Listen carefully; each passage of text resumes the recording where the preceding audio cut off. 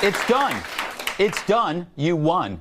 Yep, it wasn't about Kavanaugh at all. It wasn't about the court. It was about you, the system that protects you, something called due process. But first, congrats to you, Democrats. This is what happens when you decide to burn the village in order to save it. And because of that, Republicans finally found their stones. After so much lunacy that we were forced to stomach by a media who would swallow anything, like the New York Times report that Kavanaugh once threw an ice cube.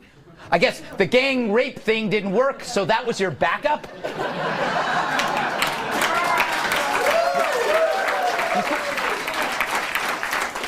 What, you couldn't find anyone to blame him for a wet willy? And there was the third accuser's claims imploding all over the place, much like Michael Avenatti's presidential aspirations. He did more to harm the Democratic Party than Bill Clinton's cigar. Meanwhile, the media ignored holes in the accuser's story so large you could steer Michael Moore through them. And so after the FBI investigation found zilch, the swing votes went to Kavanaugh, led by Susan Collins, a Republican who went to the Senate floor and methodically explained why she thought Kavanaugh was fit for the bench. She smoothly dismantled the anti-Kavanaugh arguments and painted him a moderate, all to convince the libs that Kavanaugh wasn't a monster, but more like a Smurf. Were they listening? Were they listening? No, the left mocked her because they prefer their women to think only one way, this way.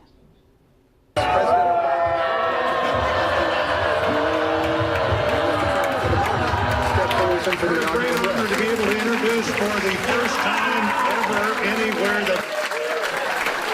So, this is a great day. Kavanaugh and Trump may well have saved the country by defeating the mob. And we are all vulnerable to the mob. The mob is defined by these things: subversion of justice, punishment without evidence, a willingness to discard individual rights and protections for immediate political gain. A mob is defined not by diverse voices, but by people imitating one sound, the sound of rage.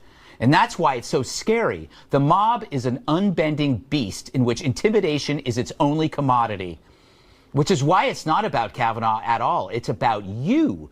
It's about your kids, your siblings, parents, spouses, because the mob can happen to you, which is why this next election is huge. We must teach the mob a lesson. But if you don't want to listen to me, then just listen to this guy. We need to teach the Democratic Party a lesson that they will never forget, that you don't F with our system, you don't F with our due process, and you don't lynch somebody based on some scurrilous accusation. I love tossing to myself. Look, we're not savages with torches and pitchforks anymore. We're civilized. But everything awful in this world had to start somewhere first. The election is when you try to stop it before it gets any worse. Before it gets any worse.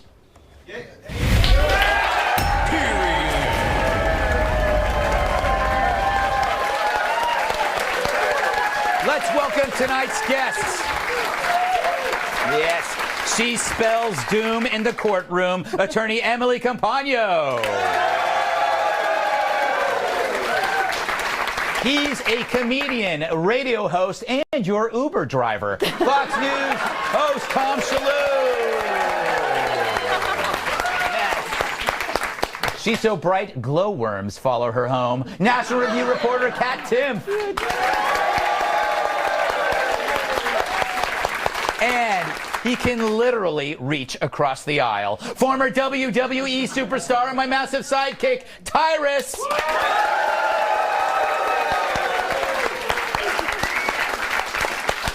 So, Emily, you're a lawyer. I'm going to be honest with you. I actually really didn't care about this whole process, the Supreme Court nomination. It was something that I felt was out of my power. It just happens. I didn't care about this story until the left made me care about it. It got me mad, the intimidation and the lies. I think that's what happened here. I think we saw a process get subverted. the process was 100% ignored. That was the whole point. And, you know, I've seen as an attorney firsthand what happens when the court accepts as true allegations or statements that are uncorroborated. I've been a character witness for 2 separate false accusation trials, and I saw that the ripple effect can't be overstated. And of course I support the Me Too movement professionally and personally, obviously, but one does not equate the other, and it's a ridiculous subversion of justice too to accept those allegations. To me, that gender equaling automatically a truth, it does no one any good whatsoever. You know, Tom, you don't have to agree with Kavanaugh's philosophies. I don't think the vote was about that anymore. The vote was a defense of a system, the defense of due process. And I like what you said about the mob. I was almost tearing up, Greg. Really? It might be allergies. I have been emotional all week, and you probably mentioned this. I don't know, Greg, but our great hero, Andrew Breitbart. Right. He always spoke about what drove him to become political. It was the Clarence Thomas hearings. Right. He would always say that. And the anger he felt with a man being, with due process being thrown out in that case, he became the right-wing activist that we all know and love. Yeah. And I think a lot of people in this country it's going to be the same thing. I feel like there's a lot of people out there, people calling to my radio show, a lot of women, Greg. A lot of women calling my show saying, I do not like what's happening here. I have brothers, I have husbands, I have sons, husband. But most of those calls are wrong numbers. A lot of people call it into your radio show because the number is really close to like a fast food restaurant in their neighborhood. But they all call in. They all call in. Kat, I think the lesson for me, and you can agree or disagree, or I'd prefer you to agree, it's about a tyranny of the loud and the few who seek to intimidate the American public. That's the ultimate goal. That's how I feel. How do you feel? I think that's a thing. That could be a thing. Yeah. Look, I think this was really tough. I was watching this and just thinking to myself, I am so glad that I'm not a senator. Because, I had the hardest time today deciding whether I wanted chicken or beef on my BBQ bowl. And that is slightly less consequential than deciding who should sit on the highest court in the land. Right. But as you alluded to earlier, I think we have one person to really thank for this, and that is Michael Avenatti. Yes, you're right. Because when he brought up all of those incredible, insane gang rape allegations stories, it made people kind of tune out. Yeah. Watching Dr. Ford's testimony, that was an emotional thing for me. I watched that and I had a tough time deciding who to believe. And I think a lot of people, once they brought out the gang rape stuff, kind of stopped listening to all of it, and where they were more willing to believe Brett Kavanaugh's denial. So I don't know if the White House has sent him like a thank you card or like an edible arrangement. Yes. No, Avenatti excited more Republicans than Fox News. I would agree with that. I thought that was funnier in my head. Tyrus, you don't have no pity applause here. Tyrus, it's amazing how this travesty looks now when you look out. Like 2 weeks ago, when you're inside of it, it seems so horrible and ugly. And now when you step out of it, it seems like, did that really happen? It's weird. I did my best not to get in it. Yeah. I'm not, when it comes to judges and stuff, I tend to just not want to be around it. Yeah. Don't have great experiences with judges in general, so I try to avoid him like the plague. But to go back, Avenatti, I know we're laughing about it, but he concerns me because he was using fear and just crazy allegory to try to ruin someone's life and move himself ahead. And I think there has to be some type of legal precedent for somebody to come out and do what he did, attempted to do what he did, and then he can just regroup and do it again. No, that's the thing. It scares me because the American Bar Association is talking about how concerned they are over Kavanaugh. And Avenatti, they haven't said anything. The guy should be disbarred. I mean, he's using people to advance himself. Like, even Stormy Daniels, listen, she's had a rough life. Yeah. But I don't think, if you look, when history looks back at this, he ever served her well. No. She ended up having to pay. Berries. She had to pay the money The back. White House should send him some Sherry's berries. No, it's terrible. She's going to have to pay the money back. No one's going to want to buy her story, and he's going to hit her with a fat bill. Yeah. Like, it's literally, he does not help anyone. Maybe he's a secret agent for the Republican Party. Yeah. Maybe we should look at that. No, he did more help for the Republicans than supply-side economics. A strong argument can be made that he violated a ton of ethics laws. Absolutely. Yeah, and he won't go away. Coming up, what was the best part about the president's rally in Kansas? Trick question, the whole thing was awesome. Stay tuned. So, Trump held a rally tonight. Wonder if he thought today was a big day? This is such a big day. This is such a big day. Brett Kavanaugh is a man of great character and intellect.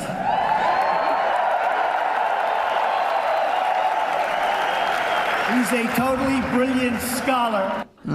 Totally brilliant scholar. Not just brilliant, but totally. But enough victory lapping. Trump's got a midterm to get through, and he laid out the choices. If you allowed the wrong people to get into office, things could change.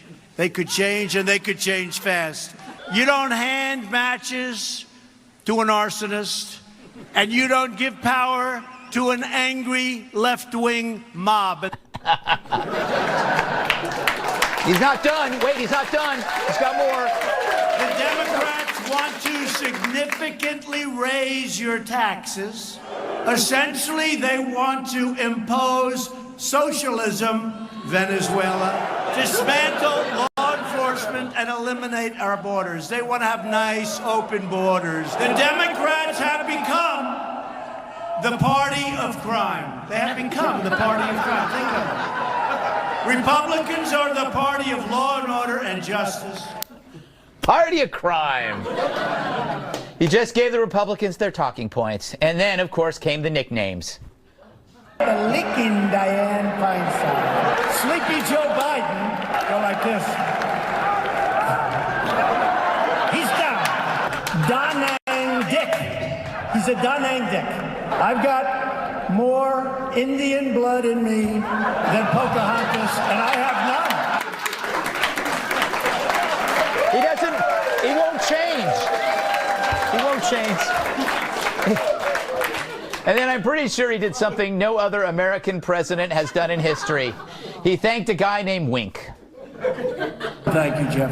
Thank you, Brad. Thank you, Michael. Wink Hartman. Thank you. So the economy's strong. His Supreme Court nominee got voted in. Pompeo's going to talk to North Korea some more. Everything's getting done. And yet I can't help but wonder about the Space Force and if that's where it's at. Space Force. That's where it's at. Doesn't sound right, but it's right. That's where it's at. Tom,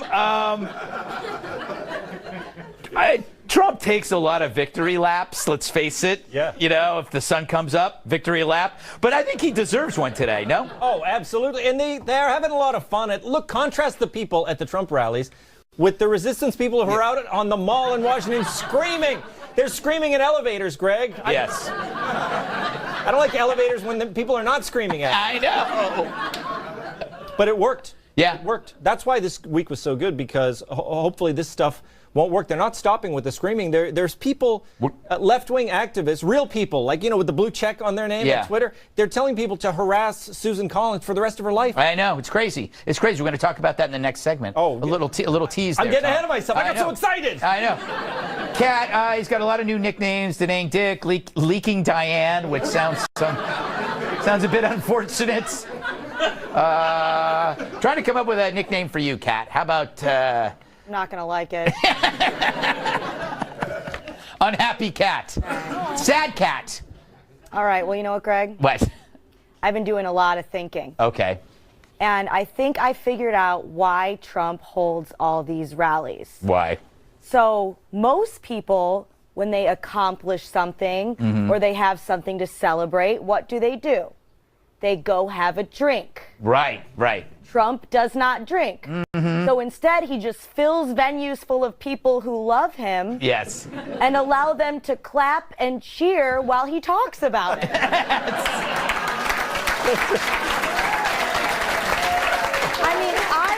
I And that creates the same feeling It must. as being drunk. It must. He's drunk on love. Yes, he's drunk on love. I like drinking, but if I could trade, Yes. I'd love giant venue full of cat fans. Yes. There you go. All right.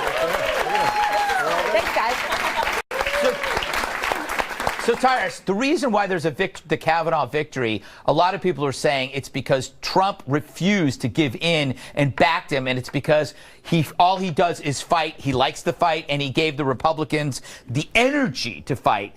That's why I think you can't, he doesn't stop. So it's like he does his victory lap, but then he starts going after everybody else because he won't quit. Yeah, and here's the buzzkill on this, y'all. I think he has every right to be happy. Yeah. I think Kavanaugh always should have been voted. It was never in. I mean, we had to weather the allegations and all that stuff, but after the FBI investigation, it was pretty clear there was no corroborated evidence. So there was no reason for him not to be put in. But I'm all for winning a football game, winning a wrestling match. There's that moment you celebrate with the crowd. Then you go in the back and then you go about the rest of your day. Yeah. Mr. President, when you do celebrate and you go all in, pointing out the losers by name, you are writing checks that we have to cash. He goes back to the White House with his security team. Yeah. And enjoys himself, has a Coke and a smile and calls it a day. We have to go out to the bars and to go back into society and if we're wearing a red hat or we're doing whatever, we have to cash the check that he just wrote with the other people. For me, I'm all for the victory lap, but the trash talking, it's getting to the point where it's causing issues for the people who support him and stand by him the most. What you're saying is a guy in a red hat tonight is more likely to get beat up. Punched at a McGregor fight than because of the stuff. They'll use the excuse of what the president said at the rally. But Tyrus, you're less likely to get hurt than I am. Okay, but when I go to that's all fun and great and clap. But when that dumbass comes to me and I put him through a wall, I got to go to court. You're going to get sympathy flowers and probably a great GoFundMe to get better. I'm probably going to be in county for 2 weeks waiting to get on bail that Greg's late on the check with. So. But we'll have you on remote from the jail cell. You don't do remote. Don't even try it. But Emily would defend you, and she's quite the litigator. She's expensive. For you for free. No, that's on film. My biggest message from tonight from the rally is the fact that the Republicans, we can't stay celebrating for too long. This is a marathon, not a sprint. And the Democrats have already said that if they take back the House in the midterm elections, they are moving for impeachment for now Justice Kavanaugh. And there have already been ethics violation and misconduct cases basically filed against him as a judge. Yeah. And so obviously there would be no supermajority, but the Dems are still running on that platform, and reality, as we know, doesn't sit well with them. So I just think it's important for us all not to relax for too long and to stay galvanized. The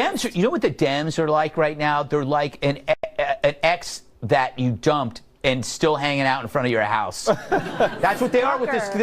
That's how they are with Kavanaugh. They can't drive away. They're just staring into your window. Sometimes it's hard to let go. I know, Kat, but you got to let go. But it's also we're driving with our prettier, taller girlfriend in front of their house too. Oh, sorry, I keep turning this way. I don't know how this is happening. This is so crazy. We're having a baby. We're doing a lot of that too. Yeah, it's true. No one is a saint in this game. Still to come, another week, another Trump triumph. The greatest monologue of all time next.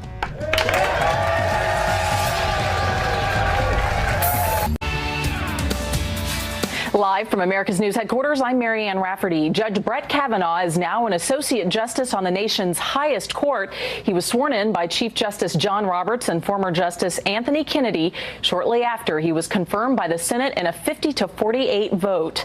That's the smallest confirmation margin in nearly 140 years and follows weeks of bitter partisan debate, accusations of sexual misconduct, and protests. Kavanaugh has vehemently denied any wrongdoing. It's a major victory for President Trump.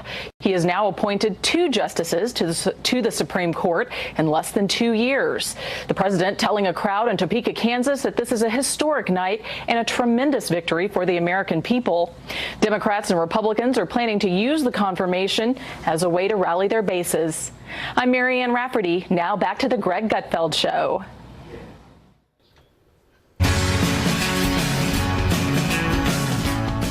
If there's anything Trump loves more than trade, I haven't seen it. So why are people falling asleep with trade?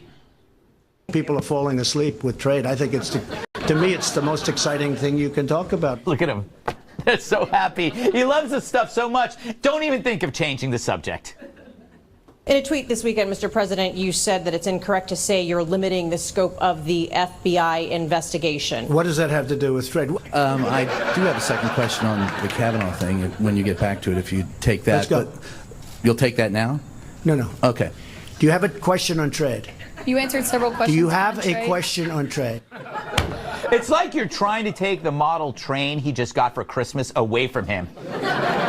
Trade, that is his model train, and he wants to keep playing with it. And this new deal is another Trump win, which the press hates, which is kind of weird. They should be happy. After all, they elected him. Right, Ted? Donald Trump has been very, very good for baseball. He has been wonderful. That means what? If ratings are up, that means what? The ratings are up. It means you can't do without Donald Trump. You would be lost without Donald Trump. That is what he says. Ted, you know that's not true. CNN's ratings would be in the toilet without Donald Trump. You know that's not true. You're playing for laughs.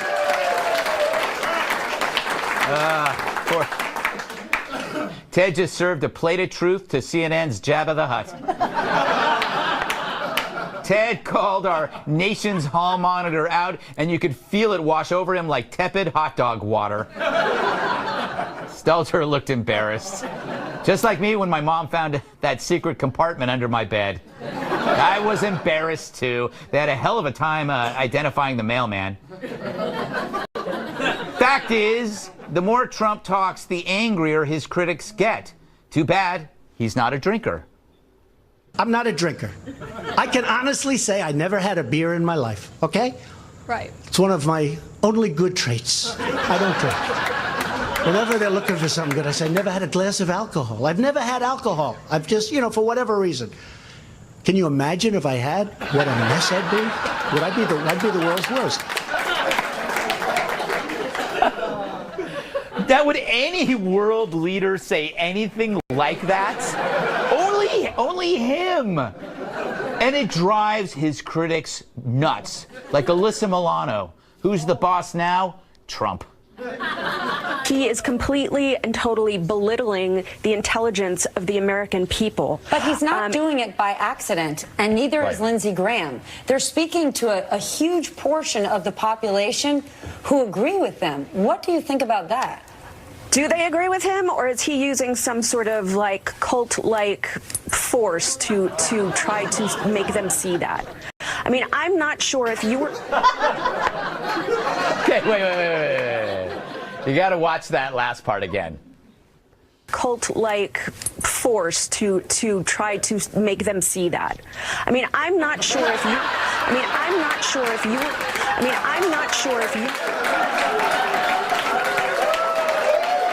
Oh my God. Even the hosts at MSNBC think Alyssa Milano has lost her frickin' marbles. But, even CNN admits Trump's doing great. Check out this headline. I think it's today. It's President Donald Trump's winning streak. You knew it hurt to write that. But they got to admit it's fair. And for Trump, it's all about fairness. Hence his love for trade. Too bad it's so boring. Maybe we can fix that. Are you ready to see NAFTA get blown off the planet by some North American badasses? Are you a fan of imports, exports, supply chain augmentation, and the hottest consumer protections this side of the Prime Meridian? Then you'll love Tariff Tussles XXL Volume 6. It's the ultimate mixtape of all the trade negotiations that couldn't be shown on TV. This tape is so extreme, it's banned in 192 countries and the island nation of Hawaii. All your favorite bilateral discussion topics are here, like anti-diversion clauses, certificates of conformity, rare two-headed snakes, foreign exchange provisions, destination control statements, a man juggling live piranhas, multilateral development banks, and blindfolded axe-throwing giraffes. This isn't your granddad's trade renegotiation tape. The only thing getting busted on this tape is America's export quotas. Order now and we'll throw in the best of Parliament's Gone Wild. It's Tariff Tussles XXL Volume 6. Rated M for MAGA.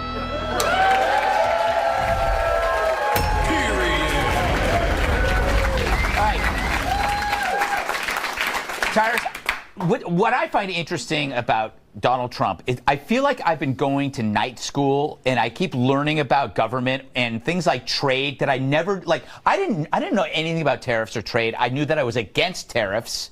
And I was against, but then he forces you to have to learn about this stuff. So in a weird way, he's putting you through some civics class. He is the most transparent president in the history of our country. Like, literally. It's not always living in a glass house. Yeah. Living in a glass house is the White House is not always a great thing. Sometimes we see things we probably shouldn't, or hear things that we wish we hadn't. But you do learn kind of as he learns, which is kind of cool. But at the same time, like, go back to that CNN thing. Yeah. It hurts him so much. That was Ted Koppel, right? Who murdered him like that? And told it like it was? Yeah. No, it's not. It's like telling a stalker who has pictures of this actress all over his house, she's never going to date you, bro. No, she's not. No, I'm not that into her. Like, you are. She's not into you. Like, CNN will not admit that they cannot go. I would bet $100 they can't go 10 minutes without mentioning Donald Trump's name at least 7 times. Yeah, it doesn't matter what the show is. It's gonna be like Life of the Polar Bear in the Antarctic since Trump got it off. They can't stay away from it. It is a profitable obsession that they keep denying, Kat. Do you love anything in your life, Kat, as much as Trump loves trade? I mean, wouldn't you want to have, like, he loves it, and he doesn't care that we don't get it. I'm thinking. Cat. I do have a cat, guys. Wow, do I have a cat? You know, having a pet is not a punchline. It's a very rewarding life experience. It is. To care for a little creature. You wouldn't know anything about that, would you, Greg? Well, I am a little creature, and I take care of myself. No, I don't love anything as much as Trump loves trade. Yes. I don't. And he really does love it, but unfortunately, it is very boring to talk about. And I'm not a fan of the tariffs. I think tariffs are a tax on the American consumer. So this is one area where Trump and I do not agree. Yeah. But yeah, I agree with everything that's been said in terms of CNN needing Trump. I mean, the entire country is having the same conversation, but in opposite ways. Right. It's like some people are like, Trump. And other people are like, Trump. But everyone's talking about the same thing. Yeah, it's true. Trump. Yeah, Trump. You know, that was a cute noise that just came out of me. Yeah, I thought it was like a little burp, a baby burp.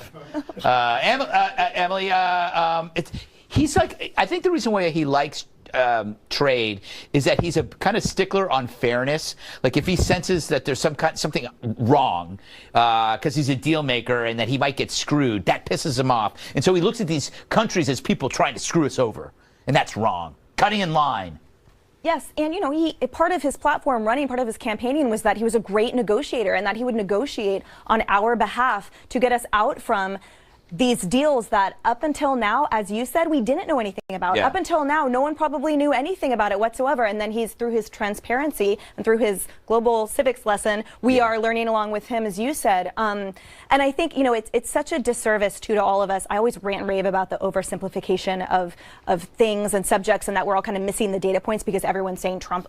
And that day on the White House lawn, when the new agreement was signed, and the press, who for so long have said that the biggest crisis of the century was us renegotiating then NAFTA, totally ignored it for Kavanaugh. And I saw the foreign journalists were frustrated, like, give back the mic. And I just felt like it was so egotistical for the press to ignore and think it's all about our court, ignore what used to be the shiny object in front of them, to the detriment of everyone else who had participated the whole time. Good point. That's why the real lesson, I mean, see, it's like a civics lesson watching Trump, but it's really a lesson in the media, because there was no way the media was going to pay attention to this trade thing. And the NAFTA thing is a huge victory for him. So he went into the news conference and he was rude back to the press. Yeah. And so the press played this up. I saw it all week. The press said, look at this rude thing the president did. He yelled at the press. He made them talk about trade. CNN played his trade talk, which they never would have done. That's so he true. played it. He played them at their own game once again. All right. Well, coming up, they cried, they screamed, they chanted, and maybe they helped Kavanaugh win. We discuss the protesters next.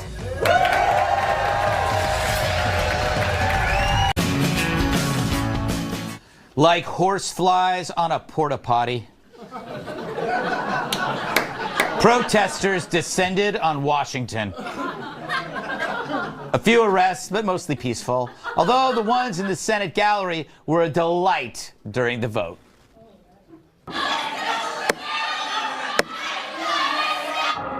Sergeant at Arms will restore order in the gallery.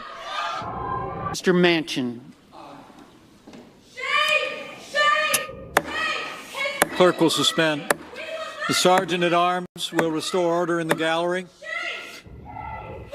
The Sergeant at Arms will restore order in the gallery. The Sergeant at Arms will restore order in the gallery. Well, I think the Sergeant at Arms was at a bar. It sounded like wounded wolves in a forest. Look, I get it. Protesting is as American as throwing up after eating a box of crayons. But so is free thought, which is why I found this kind of protest a little weird. On cloture. Voting on cloture. In 30 minutes. Meet me to the left. Meet me to the left. If you would like to go to an office. If you would like to go to an office. To spend time. With your senator. Okay, who doesn't think that's creepy as hell? And now it's like really common for them to do this. Here's some more. Summoned to vote. Summoned to vote.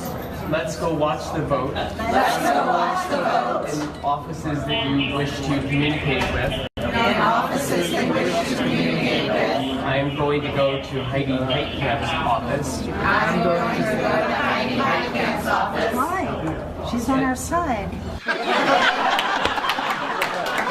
Why? She's on her side. And then he just ignores her. Typical misogynist telling women what to think. Right, Mr. Mittens?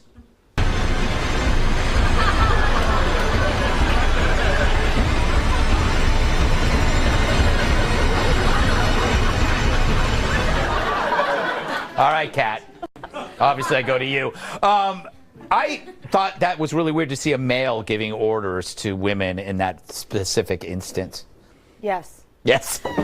What do you think about it? It was strange. It was strange. You know, the whole thing is strange. You know, I was thinking about these protesters, and at first I was thinking that it was really pathetic. Yeah. That they were continuing to protest, even though it was basically already decided. Mm-hmm. But then I remember in high school, I had a huge crush on this guy named Mark. Right. Who didn't? And he made it very clear to me that he did not like me back. Right. But I still continued to write poems about him in my room. Interesting. So, you know, sometimes you just got to keep trying. Whenever I see protesters, though, even if they're annoying, even if they're being crazy, I look at them and think about how wonderful it is that their heads are still attached to their bodies. Because in other countries, you don't get to keep your head if you act like that. That is a good point.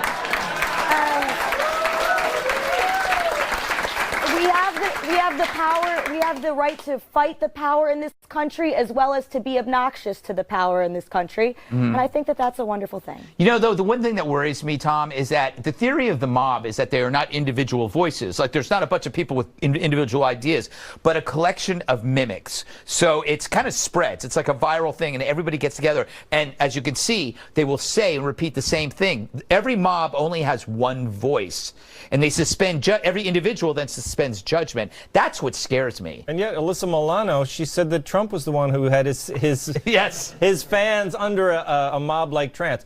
But it's not dissimilar to the way you prep us for the show. You will laugh at all my jokes. We will laugh at all your jokes. You will not make Tyrus mad. We will not make Tyrus mad.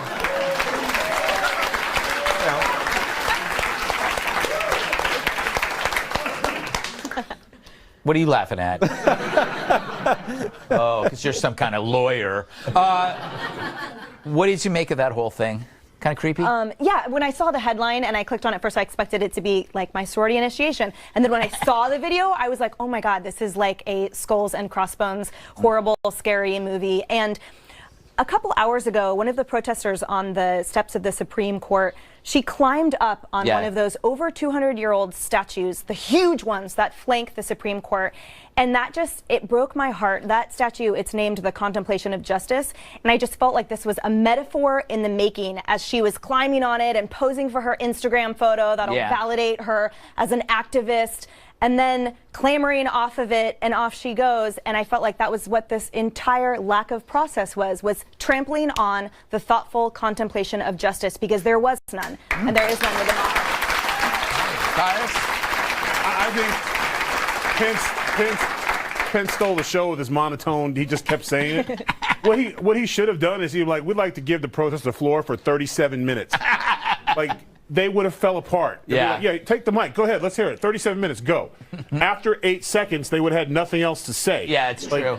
Sometimes you call them out. Sometimes you call them out on it. But here's the thing: the protester is an overused term now. Yeah. It's like history in the making. It's literally every day we hear it. If you're protesting and we can hear individual protests, it's not a very good protest. That's true. If you had 15 million people outside the White House, I'd be like, we need to pay attention to this. Right. But when it's scattered and screeching, it's individuals who are upset. I get upset when I got on set that the Red Sox were down 3. I'm protesting that, but no one wants to join me. It's a protest.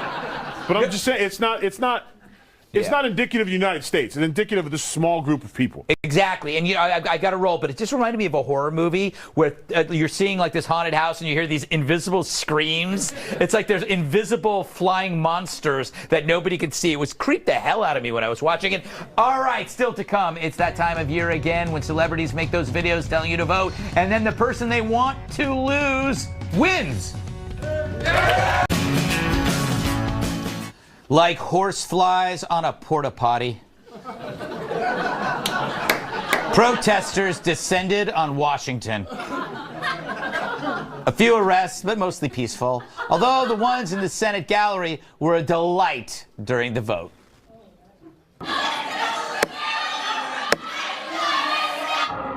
Sergeant at Arms will restore order in the gallery. Mr. Manchin. Clerk will suspend. The Sergeant at Arms will restore order in the gallery. The Sergeant at Arms will restore order in the gallery. The Sergeant at Arms will restore order in the gallery. Well, I think the Sergeant at Arms was at a bar. It sounded like wounded wolves in a forest. Look, I get it. Protesting is as American as throwing up after eating a box of crayons. But so is free thought, which is why I found this kind of protest a little weird. On cloture. In 30 minutes. Meet me to the left. Meet me to the left. If you would like to go to an office. To spend time. With your senator. Okay, who doesn't think that's creepy as hell? And now it's like really common for them to do this. Here's some more. Someone to vote. Let's go watch the vote. In offices that you wish to communicate with. I am going to go to Heidi Heitkamp's office. Why? She's on our side. Why? She's on her side. And then he just ignores her. Typical misogynist telling women what to think. Right, Mr. Mittens?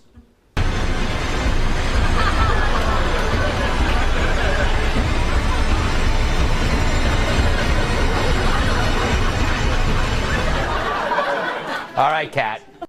Obviously, I go to you. I thought that was really weird to see a male giving orders to women in that specific instance. Yes. Yes. What do you think about it? Strange. It was strange. You know, the whole thing is strange. You know, I was thinking about these protesters, and at first I was thinking that it was really pathetic that they were continuing to protest even though it was basically already decided. But then I remember in high school, I had a huge crush on this guy named Mark. Right. Who didn't? And he made it very clear to me that he did not like me back. Right. But I still continued to write poems about him in my room. Interesting. So, you know, sometimes you just got to keep trying. Whenever I see protesters, though, even if they're annoying, even if they're being crazy, I look at them and think about how wonderful it is that their heads are still attached to their bodies. Because in other countries, you don't get to keep your head if you act like that. That is a good point.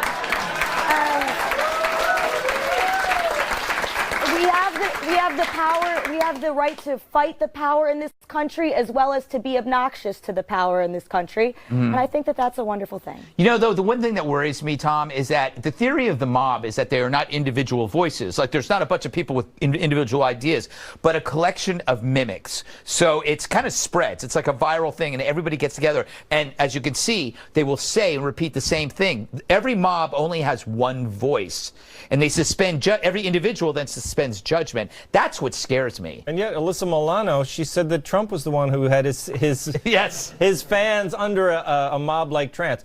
But it's not dissimilar to the way you prep us for the show. You will laugh at all my jokes. We will laugh at all your jokes. You will not make Tyrus mad. We will not make Tyrus mad.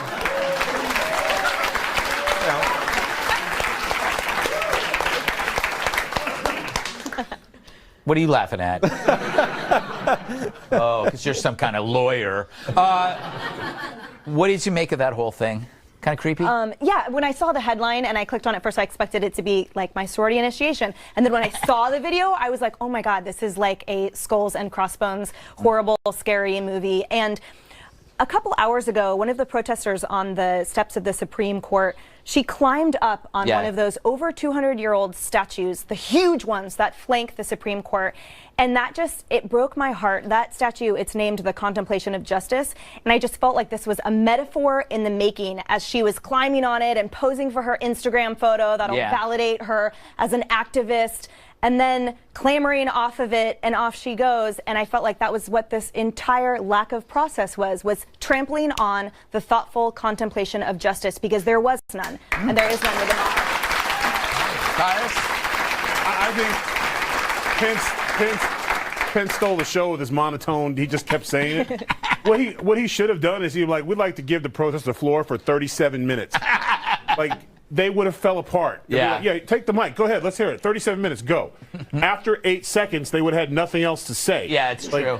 Sometimes you call them out. Sometimes you call them out on it. But here's the thing: the protester is an overused term now. Yeah. It's like history in the making. It's literally every day we hear it. If you're protesting and we can hear individual protests, it's not a very good protest. That's true. If you had 15 million people outside the White House, I'd be like, we need to pay attention to this. Right. But when it's scattered and screeching, it's individuals who are upset. I get upset when I got on set that the Red Sox were down 3. I'm protesting that, but no one wants to join me. It's a protest. But I'm just saying, it's not indicative of the United States. It's indicative of this small group of people. Exactly. And, you know, I got to roll, but it just reminded me of a horror movie where you're seeing, like, this haunted house and you hear these invisible screams. It's like there's invisible flying monsters that nobody can see. It was creeped the hell out of me when I was watching it. All right, still to come. It's that time of